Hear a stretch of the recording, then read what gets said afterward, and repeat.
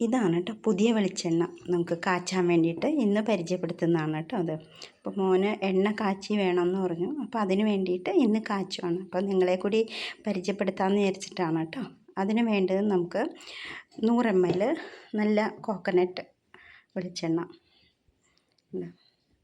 നാളികേരത്തിൻ്റെ നല്ല ശുദ്ധമായ വെളിച്ചെണ്ണ, പിന്നെ ഒരു സവാള, പിന്നെ അല്പം റോസ്മേരി പച്ചയായിട്ട് കിട്ടുന്നവർ പച്ച എടുത്തോളൂ, അല്ലാത്തവർ ഉണങ്ങിയതാണെങ്കിലും കിട്ടും, സൂപ്പർ മാർക്കറ്റിലൊക്കെ കിട്ടും കേട്ടോ.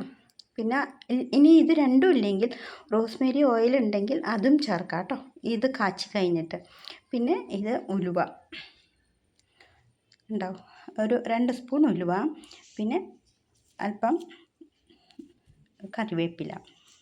ഇതെല്ലാം കഴിഞ്ഞ് എണ്ണ കാച്ചിയതിന് ശേഷം നമുക്ക് ഇതിലേക്ക് ഈ ഒലിവ് ഓയിൽ എടുക്കാം കേട്ടോ, ഒരു 10 ml ഒലിവ് ഓയിൽ ചേർക്കാം.